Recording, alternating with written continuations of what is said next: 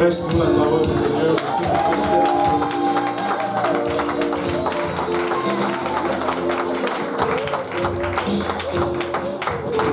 Alléluia. Alléluia.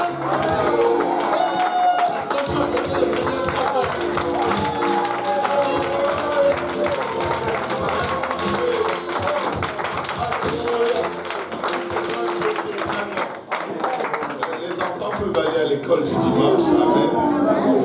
Je sais que les enfants sont contents, mais je ne sais pas si tous les enseignants sont contents. Amen.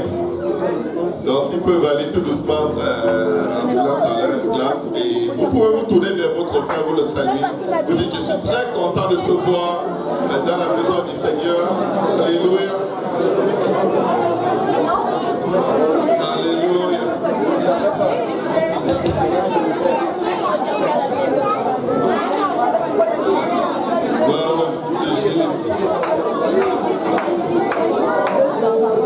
Merci Seigneur.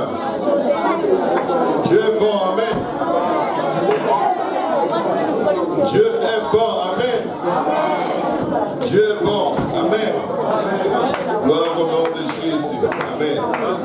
Alléluia, je bénis le Seigneur, amen, pour ce qu'il est en train de faire au Québec, amen, c'est magnifique, c'est puissant, c'est fort, amen. Si vous vous endormez moindrement, vous n'allez plus vous retrouver, amen. Vous n'allez plus savoir où vous êtes, qu'est-ce qui est en train d'arriver, parce que Dieu, il ne dort pas, amen. Et c'est une bonne chose qu'il ne dorme pas. La Bible déclare que celui qui garde Israël ne sommeille ni ne dort, amen. Et nous sommes fiers que ce soit ce Dieu qui nous garde, que ce soit ce Dieu qui nous protège, amen. Et c'est un honneur pour nous d'être choisis par le Seigneur pour un temps comme celui-ci, amen. Alléluia. Je bénis le Seigneur, amen, pour mon épouse, amen. Et hier, nous avons fêté 12 ans de mariage.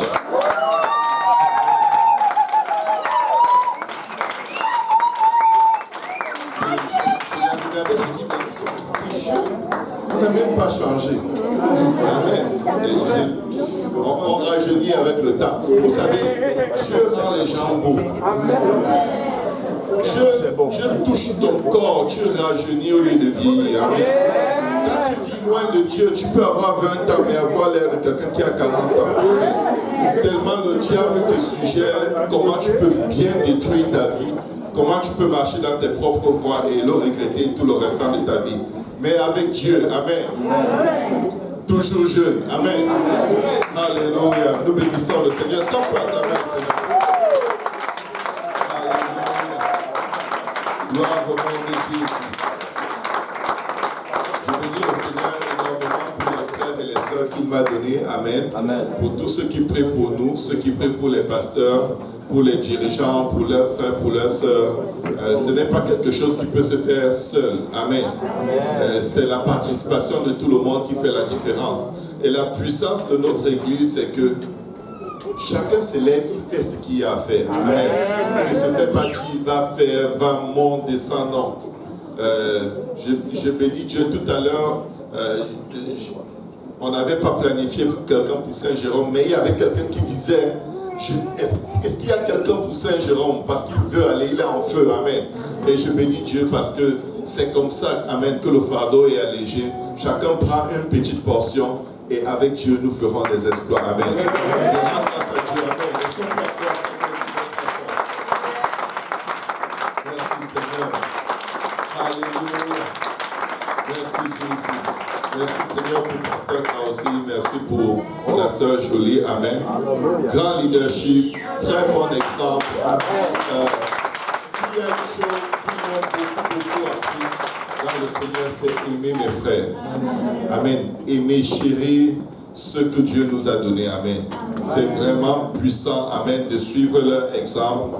Et je vous encouragerai, amen, surtout si vous ne comprenez pas ce qu'ils font, faites ce qu'ils vous disent. Amen.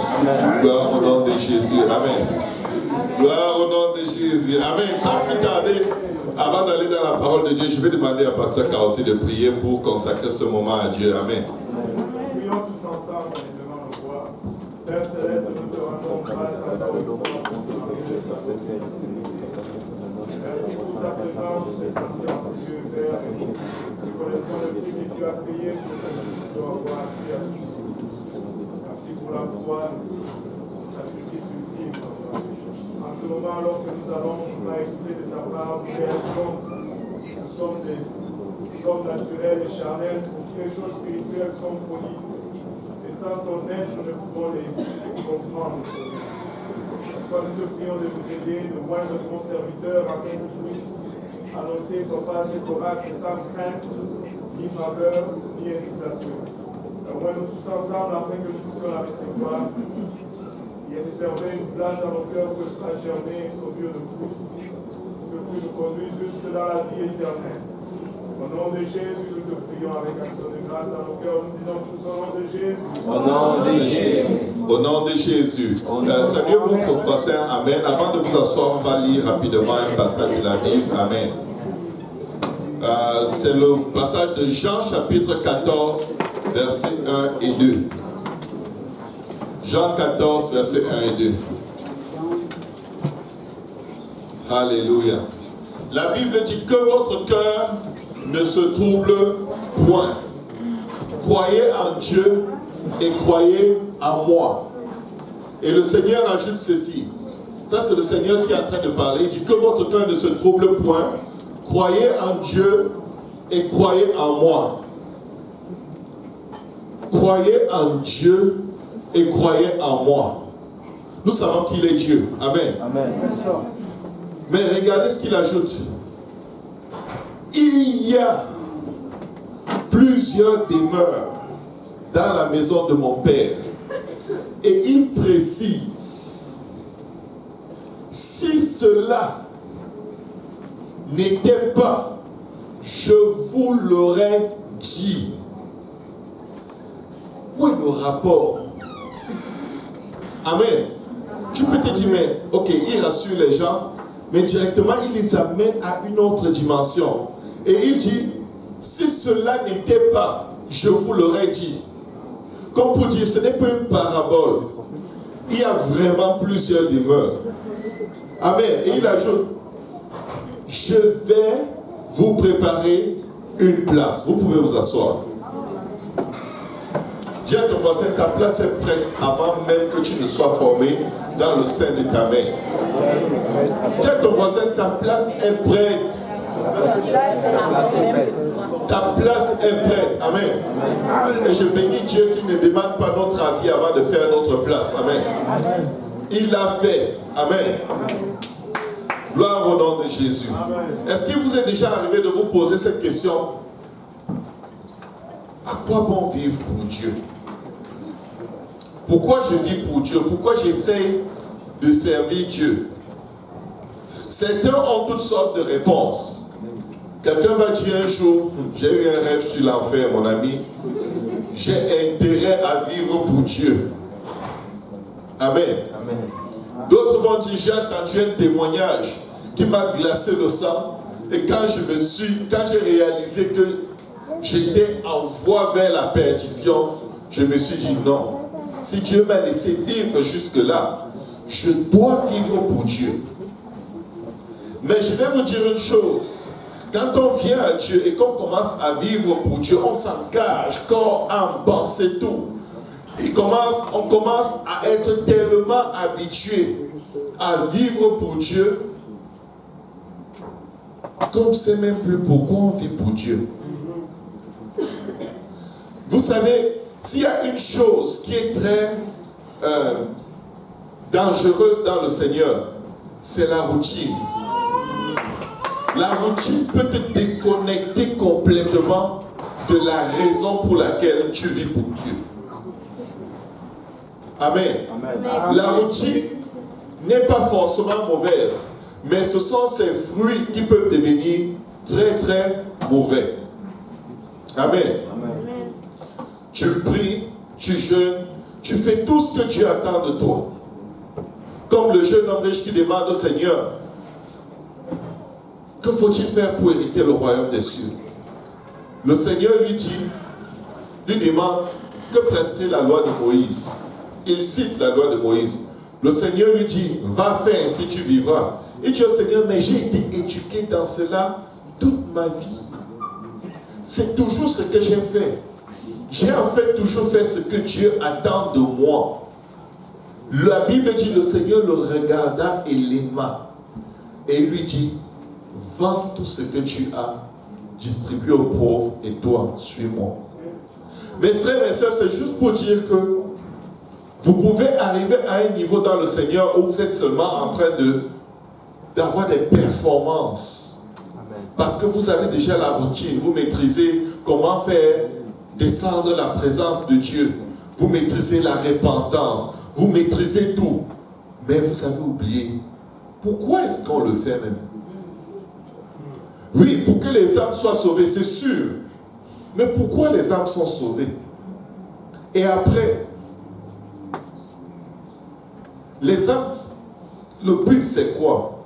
Qu'ils soient baptisés au nom de Jésus, lavés de leurs péchés, remplis du Saint-Esprit.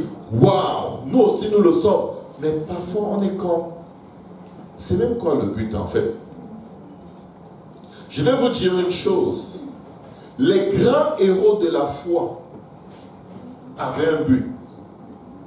Et toute leur vie, la Bible nous fait réaliser qu'ils étaient tellement concentrés sur le but.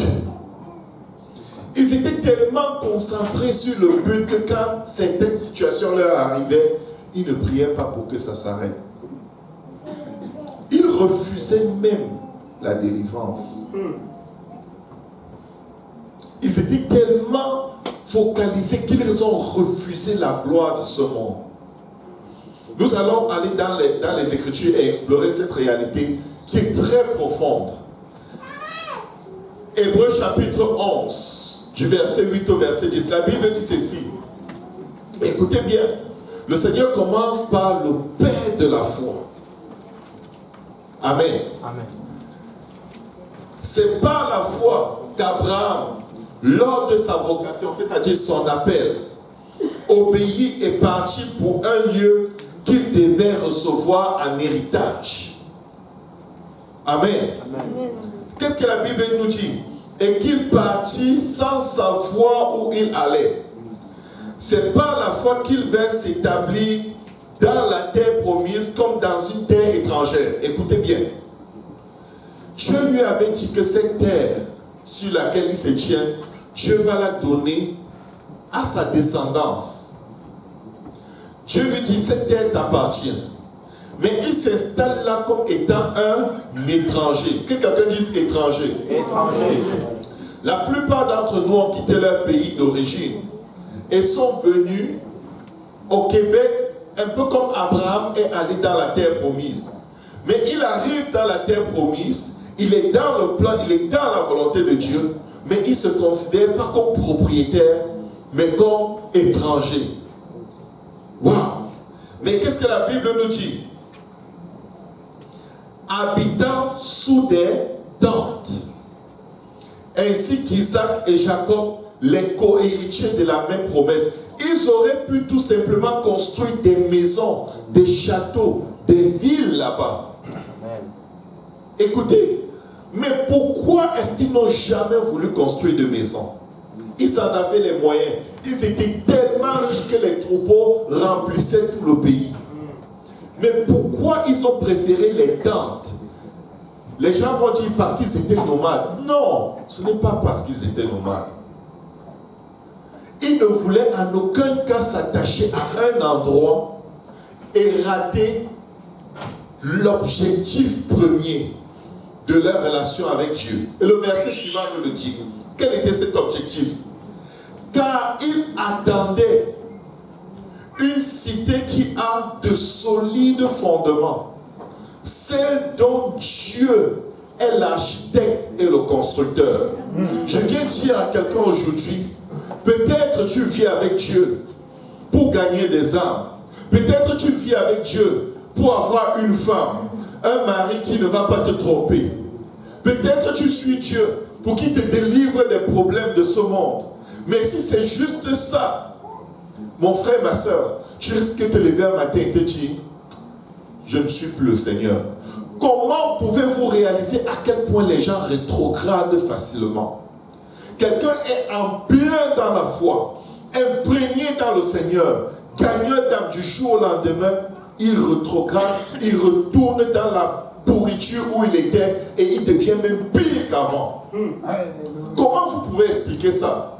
C'est parce qu'il ne sait pas où il va.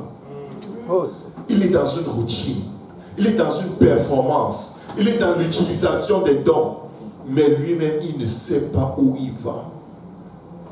Il ne sait pas à quoi ça lui sert de servir le Seigneur. Il suffit qu'il ou elle soit énervé, l'alcool. Il suffit d'être un peu fâché, la cigarette, la drogue. Il suffit d'être un peu fâché, on ne vient pas à l'église. Parce qu'on n'a rien compris. Abraham était extrêmement riche. Abraham était dans la terre que Dieu lui donne en possession. Abraham avait tellement de serviteurs et de servantes. Il dit, vous savez quoi? Je ne vais pas construire de maison, je veux aller au ciel. Amen. Je cherche le ciel. Dieu, tu m'as béni, tu me protèges, tu m'accompagnes. Mais ça, ce n'est pas ce que je te demande. Ça, c'est ce que tu m'as promis. Merci Seigneur. Mais tu sais quoi? Je veux une maison que toi, tu as construite de tes mains. Je veux un endroit où toi, tu résides. La Bible dit que sert-il à un homme de gagner le monde et de perdre son âme? Je vais vous dire une chose. Abraham n'a pas mené une vie stressée parce qu'il n'avait pas d'enfant. Abraham avait une promesse, tu l'auras. Et la Bible dit qu'il crut en Dieu et cela lui fut imputé à justice. Mon frère, ma soeur, que te sert-il de vivre pour Dieu? Où est-ce que tu vas avec le Seigneur? Quel est ton but? Quel est ton plan? Qu'est-ce que tu as en vue? Parce que ce que tu as en vue va déterminer si tu vas persévérer jusqu'à la fin, ou si dans quelques semaines, ou quelques mois, ou quelques années, on n'entendra plus parler de toi. Au temps de l'apôtre Paul, beaucoup ont abandonné la foi pour retourner dans les plaisirs et les désirs de ce monde. Pourquoi? Ils n'avaient pas le but final dans leur pensée. Ils étaient complètement... Vous savez, dans le monde, les gens font de l'occultisme pour avoir de l'argent. Les gens font toutes sortes de compromis pour se faire plaisir, pour avoir une vie agréable. Mais je vais vous dire ce qui est parfois triste dans le Seigneur. Les gens viennent à Dieu pour avoir de l'argent. Pareil. De sorte que Dieu devient pour eux comme un talisman. C'est-à-dire un objet qui va les aider à avoir une vie joyeuse sur la terre, être tellement épanouis sur la terre que quand tu leur dis que le Seigneur revient bientôt, ils sont très énervés. Vous avez déjà vu des gens qui font tout pour se marier? Tu leur dis le Seigneur revient bientôt. C'est quoi ton problème? Seigneur, pardonne un peu. Je ne suis pas encore marié. Je n'ai pas encore d'enfant. Mon frère, ma soeur, ce n'est pas ça le but. Abraham, le père des croyants, il a dépassé ça. Ce n'est pas parce qu'il était riche qu'il ne cherchait pas ces choses. Dès le début, il désirait Dieu plus que toute chose. Je veux Dieu. Je veux cet endroit où je ne pourrai plus pécher. Je veux cet endroit où je ne pourrai plus tomber. Je veux cet endroit où je ne pourrai plus convoiter. Je veux cet endroit où je veux juste être avec Dieu dans ses bras pour l'éternité. Je cherche cette cité céleste. Je ne veux pas plus de brebis. Je ne veux pas plus de serviteurs. Je ne veux pas une plus belle maison. Il a refusé de construire la maison. Les gens construisaient les villes. Quand quelqu'un était puissant comme Abraham, la première des choses qu'il faisait quand il s'installait, c'est construire une ville et construire des banlieues au nom de tous ses enfants. Banlieue Isaac, banlieue Jacob, banlieue Esaïe, tout ça là, c'était comme ça à leur époque. C'était ça l'expression de ta puissance.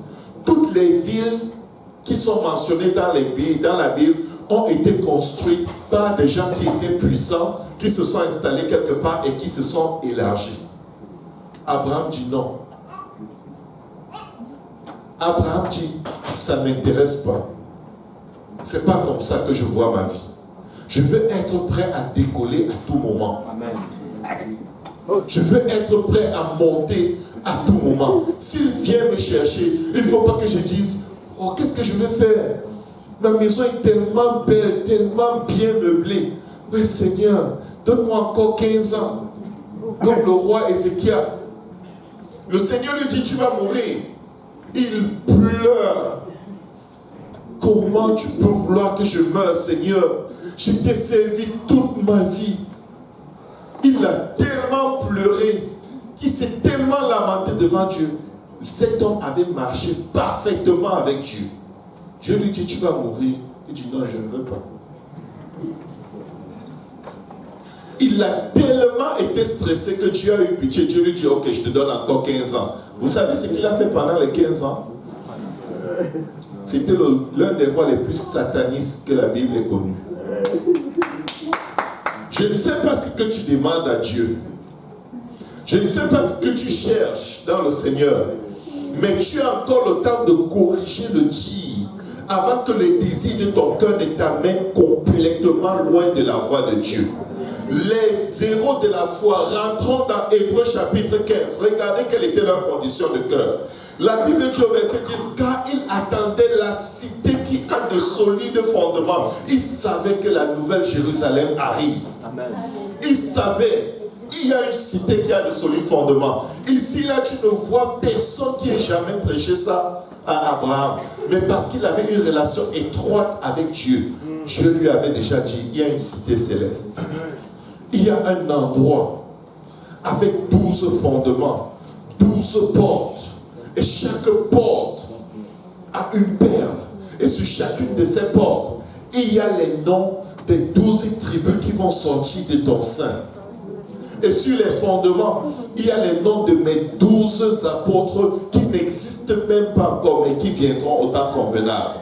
Écoutez, Abraham avait la bonne vision. Et Abraham n'était pas le seul.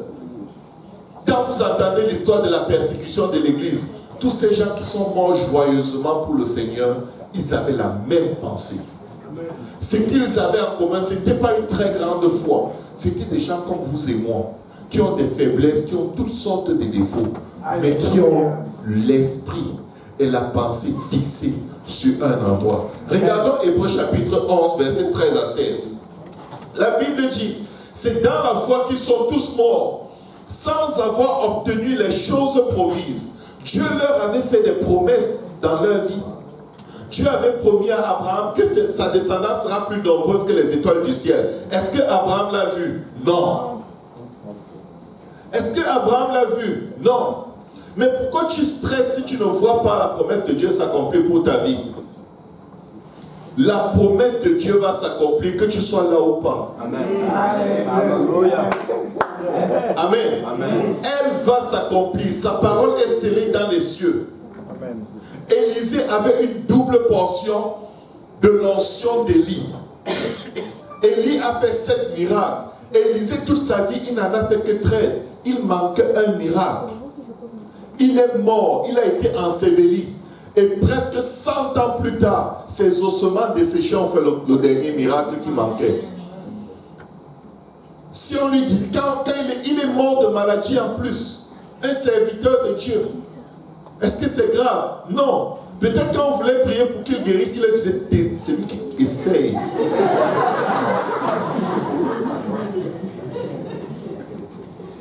Amen. Amen. Il ne voulait certainement pas. Vous ne comprenez pas pourquoi souvent les grands soins de Dieu meurent d'une façon qui ne fait pas de sens. Vous savez pourquoi? Ils veulent partir. Amen. Paul avait ce dilemme. Je ne sais pas si je dois rester avec vous, si je dois aller. Je suis un peu déchiré entre les deux côtés. Parce qu'il voulait les fortifier, mais il avait hâte de partir. Qu'est-ce que la Bible nous dit? C'est par la foi qu'ils sont tous morts, sans avoir obtenu les choses promises, mais ils les ont vus et salués de loin, reconnaissant qu'ils étaient étrangers et voyageurs sur la terre. Est-ce que tu sais que tu es étranger sur la terre? Est-ce que tu sais que tu ne fais que passer? Dans 100 ans, tu seras mort et sec. Que tu le veuilles ou non, et je serai avec toi. On sera tous morts. Celui parmi nous ici, même les petits-enfants, si dans 100 ans tu es vivant, que le Seigneur n'est pas venu, tu seras en train de supplier la mort. Même dans 20 ans, si quelqu'un de nous est encore sur cette terre, il va supplier le Seigneur de le prendre. Parce que cette terre est vouée à la destruction. Cette terre va être consumée complètement. La souffrance et la misère qui arrivent sur la face de la terre, ça va dépasser votre entendement. Je sais que très souvent, on veut vivre, on veut posséder, on veut être heureux. Mais quand on a problème après problème, rejet, divorce, maladie, infidélité, on souffre, on est opprimé. On dit, Seigneur, viens me chercher. Mais dès que Dieu enlève tous ces problèmes, merci Seigneur, tu peux rester là où tu es parce que c'est cool ici. Mes frères, mes sœurs, qu'il ne soit pas dit par vos anges qui montent tous les jours devant Dieu, il aime la terre plus que le ciel. Regardez ce que la Bible dit. Ceux qui parlent ainsi montrent quoi? Qu'ils cherchent une autre patrie. Verset 14. Écoutez, Dieu n'a pas accompli sa promesse. Il dit à la promesse, tu sais quoi? Toi tu peux rester sur la terre. Nous, on va au ciel. Amen. Alléluia. Je ne suis pas intéressé par toi plus que par Dieu.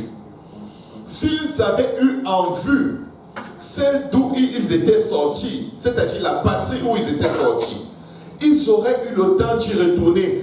Nous restons sur la terre pour choisir.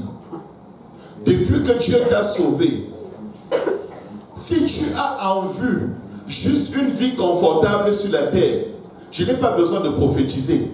Tu vas compromettre ta marche avec Dieu et tu finiras par rétrograder et abandonner la foi. Mais si tu as en vue cette patrie céleste qui est mieux qu'un mari, qu'une femme, que des enfants, qu'un travail, qu'une promotion, que toutes les richesses de ce monde, même si Dieu ne te donne pas les choses de ce monde, tu vas dire ce n'est pas grave. Tant et aussi longtemps que je sais que mon Rédempteur vit et il me relèvera au dernier jour. Le Seigneur a tout donné à Job. Tout. Il a tout repris. Job a dit, c'est pas grave. Je sais que mon Rédempteur vit.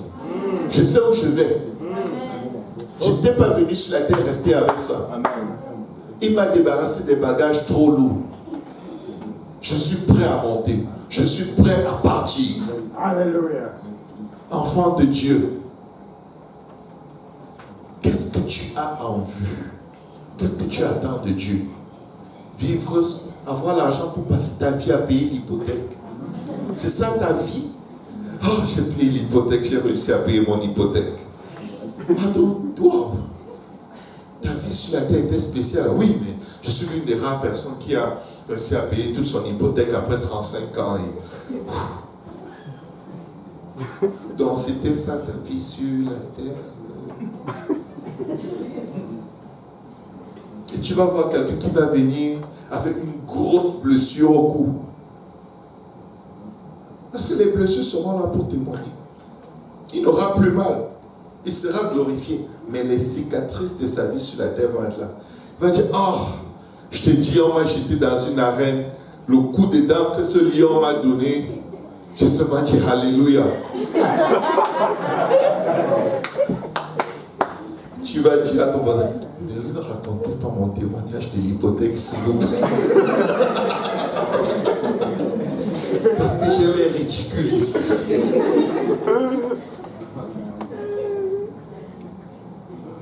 Amen. Amen. Ce sera quoi ton témoignage? Le nombre de fois où Dieu t'a guéri. Tu vas rencontrer quelqu'un qui va te dire le nombre de fois où il a prié pour mourir quand il était malade. Parce qu'il avait hâte de venir là. Tu vas dire aux gens, leur racontez-leur le témoignage de ma guérison. Parce que ce que tu as en vue détermine où tu vas finir par aller. Vous connaissez la parabole des 10 vierges, 5 sages, 5 folles. Ce que tu as en vue va te pousser à faire tes réserves d'huile ou pas. Les vierges sages avaient de l'huile en réserve, pas dans leur lampe, dans des vases. Alléluia.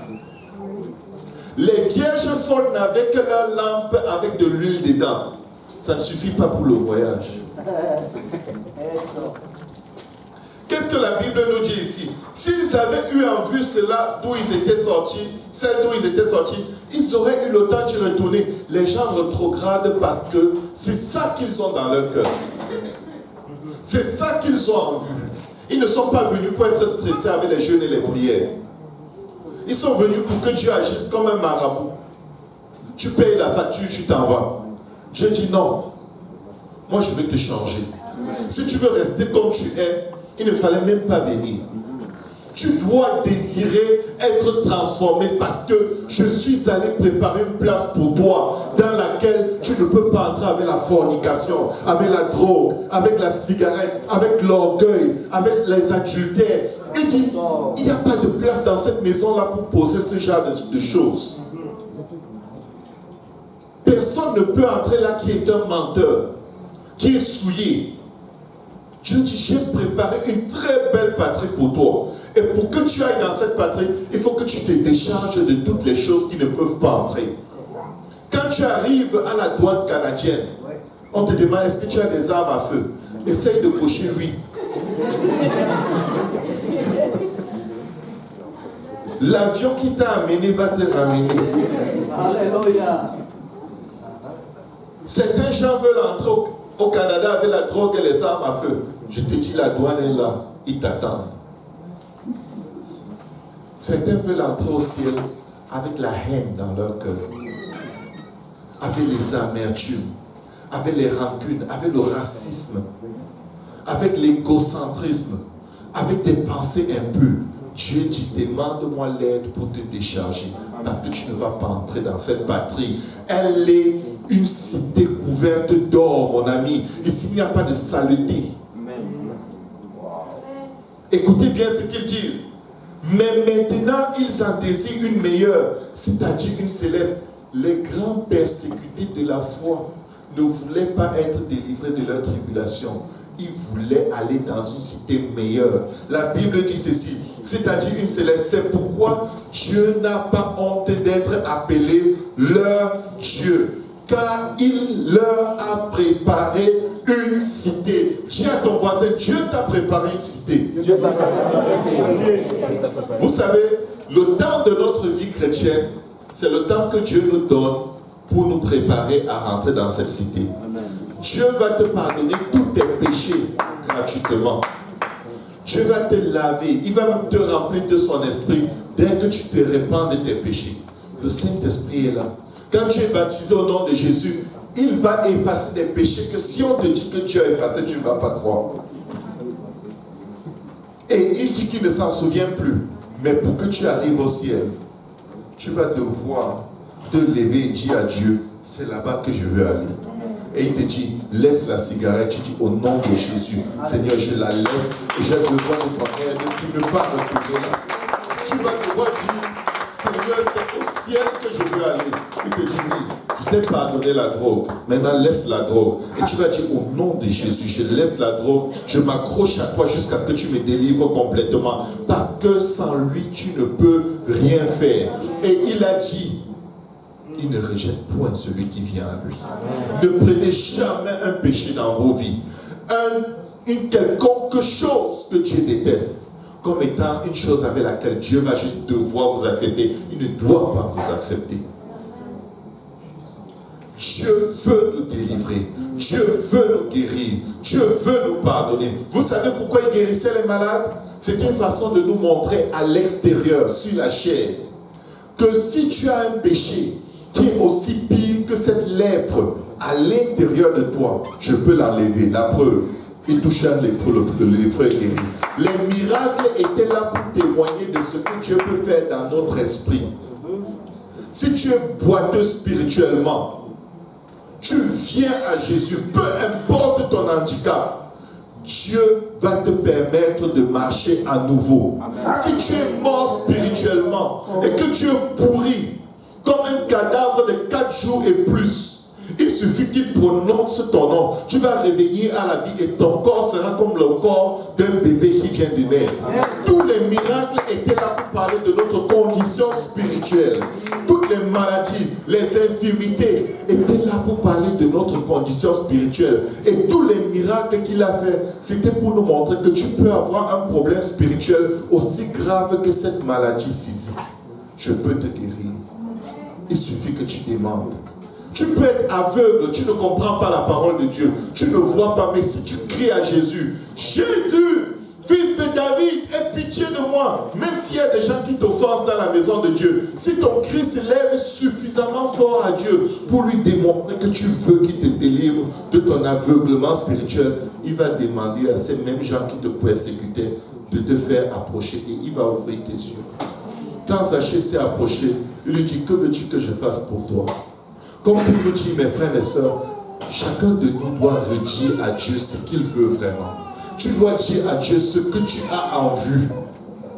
Si tout ce que tu as en vue, si tout ce qui fait le battement de ton cœur en ce moment, c'est juste un travail, un emploi, c'est un peu dommage. C'est un peu excessivement dommage. Parce qu'en Dieu, il n'y a plus que ça. Il dit, cherchez premièrement le royaume des cieux et sa justice. Et toute chose vous sera donnée. Vous savez où on est? Loin de la recherche première du royaume et de la justice de Dieu. On argumente, on questionne, on résiste à l'évangile. On a des opinions. Mais Dieu dit, non, je t'aime. J'ai préparé une place pour toi. Ce sera triste quand on va arriver dans cette cité et on va avoir de l'espace vide pour ceux qui ont manifesté un désintérêt total. Qu'est-ce que la Bible dit? Hébreux 11, versets 24 à 26. C'est par la foi, écoutez, vous voulez les richesses de ce monde, voici quelqu'un qui les a eues toutes. C'est par la foi que Moïse, devenu grand, refusa d'être appelé fils de la fille de Pharaon. Il a été élevé comme un prince. À un moment, il a dit, ne m'appelez plus comme ça. Je ne suis pas prince. Je suis enfant d'Israël. Mon peuple est là dehors en train de souffrir. Et je suis sûr qu'il a enlevé ses vêtements royaux et il a commencé à aller travailler avec eux sous les coups de fouet. La Bible nous le démontre. Aimant mieux être maltraité avec le peuple. Il ne pouvait pas être maltraité dans le palais. Il est sorti aller travailler avec son peuple. Pourquoi? Parce que ce peuple avait une promesse. Et quelle était cette promesse? La Bible dit, aimant mieux être maltraité avec le peuple de Dieu que d'avoir pour un temps la jouissance du péché. Regardant l'opprobre de Christ comme une richesse plus grande que les trésors de l'Égypte. Il savait que le Messie viendrait délivrer son peuple de ses péchés. Amen. Il savait, c'était dans leur culture, c'était dans leur enseignement. Il savait que par la descendance d'Abraham, toutes les nations de la terre seraient bénies. Il ne voulait pas être considéré comme un prince. Il voulait être parmi ceux qui souffrent pour arriver dans cet endroit. Car il avait les yeux fixés sur la rémunération. Verset 35, la Bible nous dit, des femmes recouvraient leur mort par la résurrection, d'autres furent livrées au tourment. Mon frère, le recouvrement t'appelle, c'est déjà ça tes tourments. Mais eux, c'était les vrais tourments. Eux, c'était les tourments à cause de Christ. Mais regardez ce qui se passe. La Bible dit, et n'acceptez point la délivrance. Écoutez bien. Quelqu'un est dans les tourments, torturé. On dit, tu veux qu'on arrête? réunit Christ et on arrête. Il dit, s'il vous plaît, n'arrêtez pas. On torture. On dit, si tu réunis le Seigneur, on va arrêter. Il dit, s'il vous plaît, continuez. Vous savez ce qui est arrivé aux tortionnaires, à ceux qui les torturaient? Beaucoup se sont convertis. Mais ils ne sont pas malades, ces gens. Quel est leur problème? Je n'ai jamais torturé quelqu'un sans qu'il ne me supplie. Lui, il me supplie de continuer. Pourquoi? Afin d'obtenir une meilleure résurrection. Ils avaient hâte de quitter cette terre. Parce qu'ils savaient que Dieu leur a construit une cité. D'autres subirent des moqueries et le fouet, les chaînes et la prison. Ils furent lapidés, sciés. Vous savez ce que c'est qu'être scié? On t'arrête en bonne santé comme tu as, on prend une scie et on coupe une partie de ton corps. C'est ça être scié. Sciés, torturés, ils moururent tués par l'épée. Ils allaient ça et là vêtus de peau de brebis et de peau de chair, dénués de tout, persécutés, maltraités. Eux dont le monde n'était pas digne. Quand vous êtes rejetés, vous pleurez là. Le monde n'est pas digne de vous si vous êtes rejetés à cause de Christ. Une fois, j'ai tellement été torturé en milieu de travail, tellement accusé, harcelé de toutes parts. Mon âme était dans l'angoisse. Et je sortais de là en disant, Seigneur, il faut que tu fasses quelque chose. Le Seigneur me dit, prie pour que je leur pardonne. Parce qu'ils ne sont pas dignes que tu sois au milieu d'eux. J'ai été choqué, j'ai été surpris. Ils ne méritent pas que quelqu'un qui a l'Esprit de Dieu, qui prie pour eux tous les jours, reste près d'eux. Ils m'ont fait pitié quand Dieu m'a aidé à voir les choses sur cet âme. La Bible dit ceci: errant dans les déserts et les montagnes, dans les cavernes et les antres de la terre, tout cela à la fois desquels il a été rendu témoignage, n'ont pas obtenu ce qui leur était promis. Sur la terre, bien sûr. Dieu ayant en vue quelque chose de meilleur pour nous, afin qu'il ne parvinsse pas sans nous à la perfection. Écoute mon frère, ma soeur. Si Dieu t'a promis quelque chose, et tu déprimes parce que ça n'arrive pas, c'est parce que tu n'as pas compris. Dieu a quelque chose de meilleur que ce que lui-même t'a promis. Il a quelque chose de meilleur. Amen. Amen. Mais quelle est donc cette cité? Quelle est cette vision? Qu'est-ce qu'ils avaient en vue? À quoi ressemble ce pays construit par les mains de Dieu auquel ils pensaient? Qu'est-ce qu'ils avaient en tête tous les jours dans leur marche avec Dieu? On va regarder une petite vidéo. Ceci n'est pas tout à fait ça, mais ça nous donne une idée. Amen. Amen.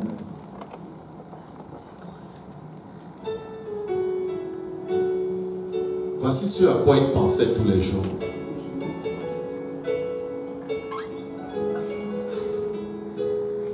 Voici ce pourquoi ils acceptaient la souffrance. Ce pourquoi ils préféraient mourir que d'être délivrés de leur souffrance. Quand on les torturait, quand on les opprimait, leur pensée était dans la nouvelle Jérusalem céleste.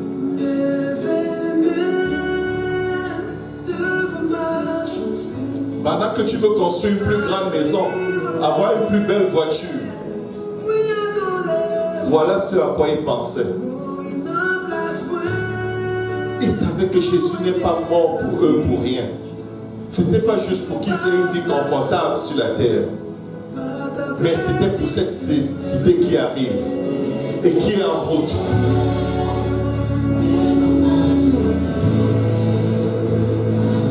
Tu veux un mari et une femme? Je te propose ça.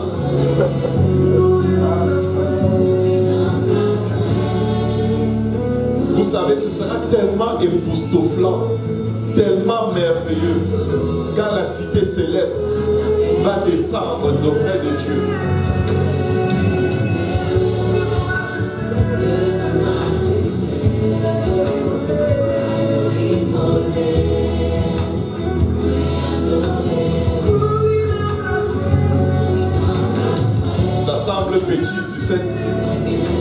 image. Mais regardez ce que les Écritures disent.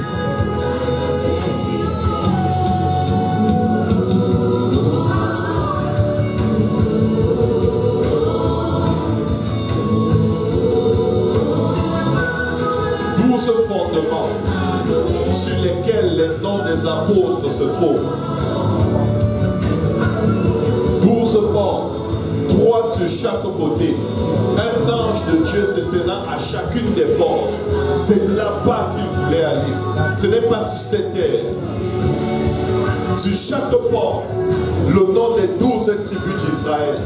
Judas, Ruben, Gad, Aser, Nephtali, Manassé, Siméon, Lévi. Je ne sais pas par quelle porte tu veux entrer, mais je veux juste entrer par n'importe quelle porte. Regardez les fondements. Les 12 noms des 12 apôtres de l'agneau. Mon ami, je ne sais pas à quoi tu t'attaches sur cette terre. Je ne sais pas pourquoi tu résistes au baptême au nom de Jésus. Je ne sais pas ce qui a endurci ton cœur. Mais il y a une porte qui est comme une perle. Regardez comment elle s'ouvre. Pour laisser entrer qui? Un pécheur comme toi. Un pécheur comme moi. Regarde où tu vas entrer. Ce n'est qu'une petite expression. L'homme ne peut pas complètement décrire à quel point ce sera beau. Regardez des villas pour toi. Il a dit qu'il allait construire une maison pour toi. Qu'est-ce que tu fais sur la terre à te battre? Qu'est-ce que tu fais sur la terre à être amer? Regardez le centre de la ville, avec l'arbre de la vie, dont les feuilles servent à la guérison des nations. Alléluia.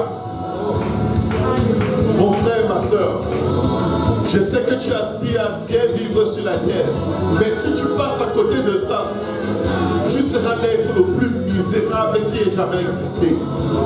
Je ne peux pas rater ça. À cause de toi, ni à cause de toi, ni à cause de personne, ni à cause d'aucune circonstance. Regardez à quel point c'est beau. Et ça, ce n'est qu'une image artificielle qui ne diffère même pas 1% de la vraie beauté de ce à quoi ces gens pensaient avant de souffrir pour le Seigneur. Voilà là où ils voulaient être. Tu n'as pas besoin de voiture pour aller chez ton voisin. Mes frères, mes sœurs, et devine quoi? Pas besoin de lumière du soleil. Il ne fait jamais nuit là-bas. L'Éternel lui-même éclaire la ville. Et il est assis sur le trône de Dieu et de l'agneau. Tu peux venir le voir comme et quand tu veux. Mon frère, ma soeur, c'est pour ça qu'il a été brisé. C'est pour ça qu'il a été crucifié nu. C'est pour ça qu'il a été flagellé. C'est pour t'amener dans une cité pavée d'or. L'or est tellement pur qu'il est transparent. Et il te tend les mains, il dit, vas-tu venir à moi aujourd'hui? Vas-tu changer ta perspective? Vas-tu changer les désirs de ton cœur? Vas-tu désirer cette cité plus que toute chose?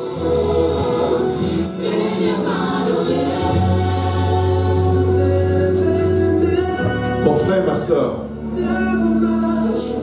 je ne sais pas ce à quoi tu aspires le plus, mais si tu passes à côté de ceci, à cause d'un homme, à cause d'une femme, à cause de quoi que ce soit sur la face de la terre, tu seras l'homme le plus misérable qui ait jamais existé, ou la personne la plus misérable qui a sur la face de la terre.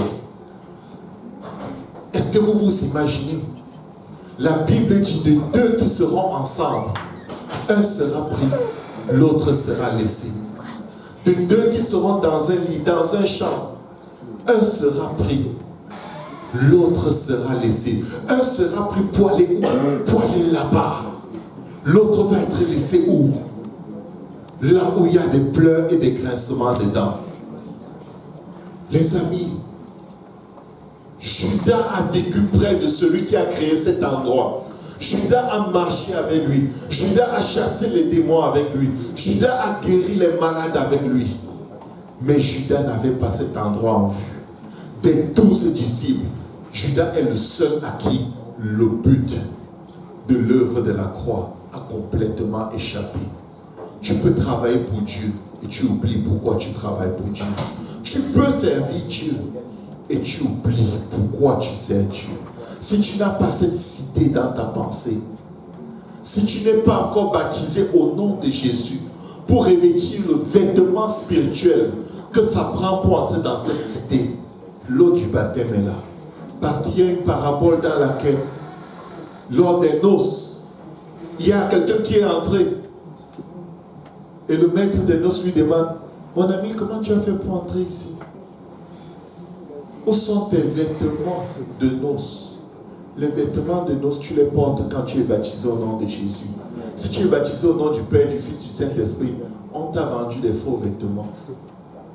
C'est le nom de Jésus qui te fait revêtir Christ. Galates 3, 27 dit: tous ceux qui ont été baptisés en Jésus-Christ ont revêtu Christ.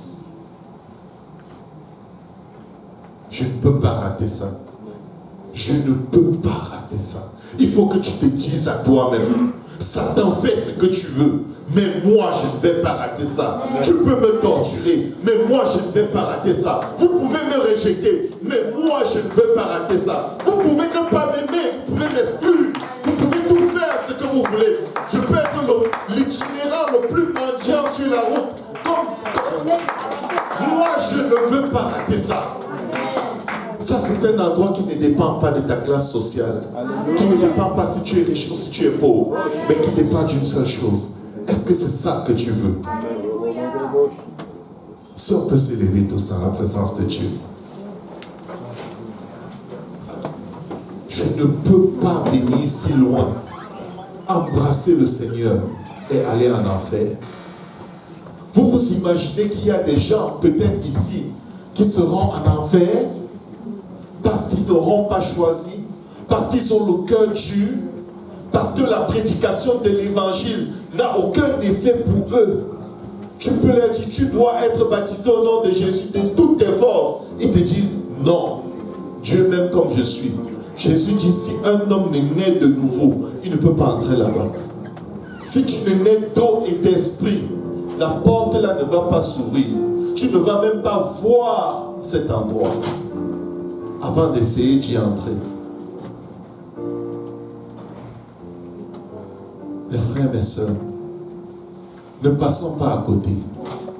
Ne nous laissons pas distraire par la routine. L'évangile dit que Christ est mort pour que tu entres là-bas. Il a été enseveli.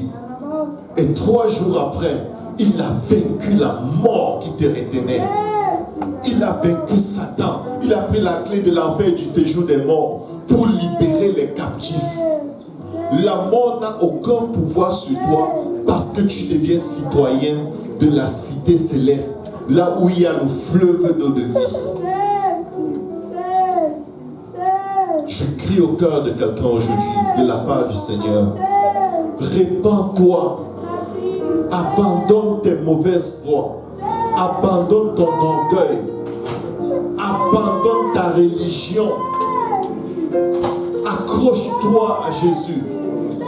Sois baptisé aujourd'hui au nom de Jésus. Et si tu es baptisé au nom de Jésus et que tu retournes dans tes vomissures, le Seigneur dit que le souillé, qu'il se souille encore. Que celui qui est impur soit impur encore. Que celui qui est sanctifié, qu'il se sanctifie encore. Il a déjà tout fait. Il a déjà tout payé. Qu'est-ce qui te retient, mon frère? Sans la repentance, il n'y a pas de pardon de péché.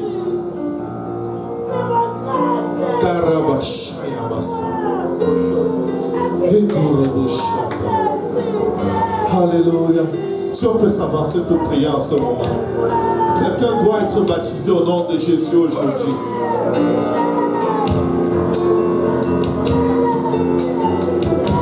Quelqu'un va crier à Dieu aujourd'hui: Seigneur, je ne veux plus te résister. Je veux venir à toi comme un petit enfant. Il dit: si vous ne venez pas à moi comme des petits enfants, vous n'entrerez pas dans le royaume des cieux.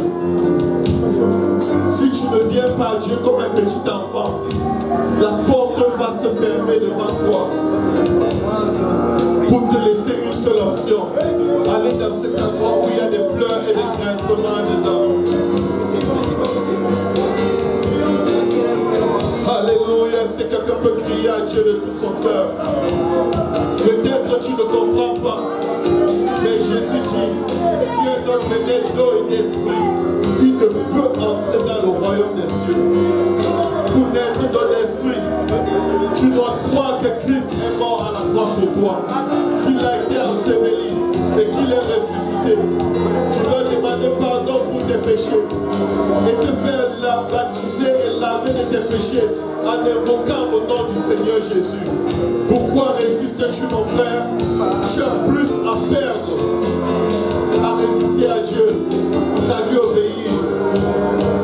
Oh Jésus.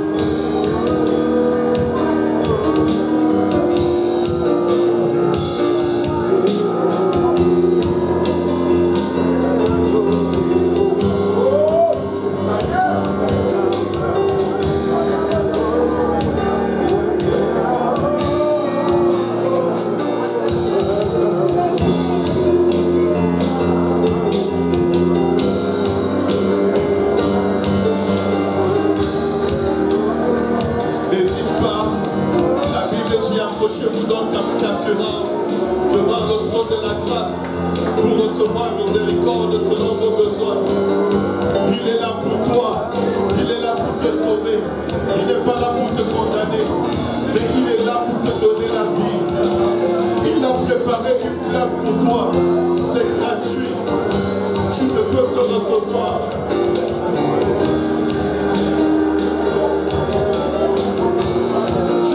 Recevoir en te répandant de tes péchés et en te faisant baptiser au nom de Jésus pour le pardon de tes péchés, et tu recevras le baptême du Saint-Esprit.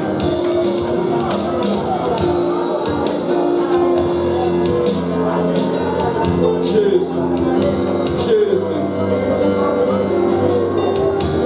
Jésus. Seigneur Jésus, aide mon frère, aide ma soeur, Seigneur. Papa, voici le cœur de quelqu'un est trop dur, Seigneur. Mais donne, Seigneur, un cœur d'enfant, Seigneur. À tes fils, à tes filles, Seigneur. Que personne ne sorte d'ici, Seigneur, pour retourner être le même, Seigneur. Que personne, Seigneur, ne résiste à ta parole. Oh Dieu, fais grâce, Seigneur. Donne l'humilité, Seigneur. Je viens renverser les autorités, les dominations. Je viens renverser l'homme fort dans nos vies. Au nom de Jésus, je lis l'homme fort et je me précipite dans les abîmes. Au nom de Jésus, Satan, tu tombes comme l'éclair. Je me lève contre tout raisonnement, toute pensée qui s'oppose à la connaissance de Dieu. En ce lieu, au nom de Jésus, Satan, tu tombes comme l'éclair. Tu tombes comme l'éclair. Le sang de Jésus-Christ est contre toi. Le royaume de Dieu est contre toi. Le nom de Jésus est contre toi. Libère Satan. Libère Satan. Libère le cœur. Libère les pensées de mes frères. Libère au nom de Jésus. Tu libères au nom de Jésus. Tu libères au nom de Jésus. Tu libères Satan au nom de Jésus. Tu libères mon frère. Tu libères ma soeur.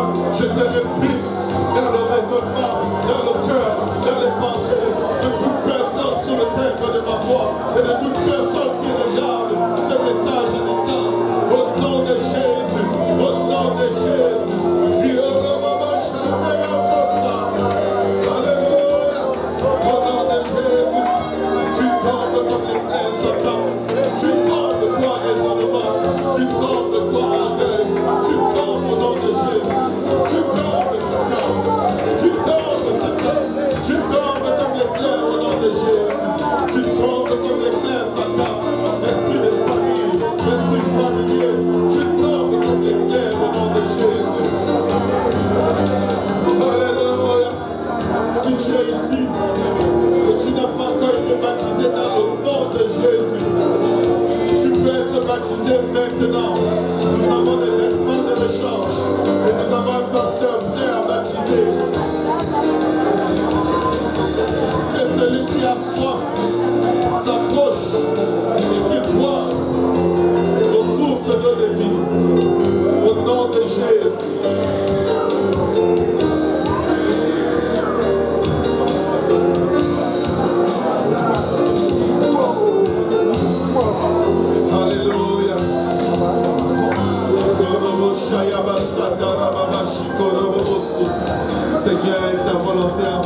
Seigneur.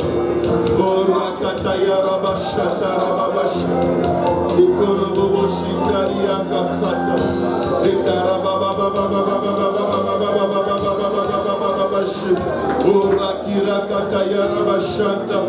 Jésus, nous voulons voir cette cité, Seigneur. Nous voulons entrer dans cette cité, Seigneur. La nouvelle Jérusalem, Seigneur. La cité céleste, Seigneur. Aie pitié, Seigneur.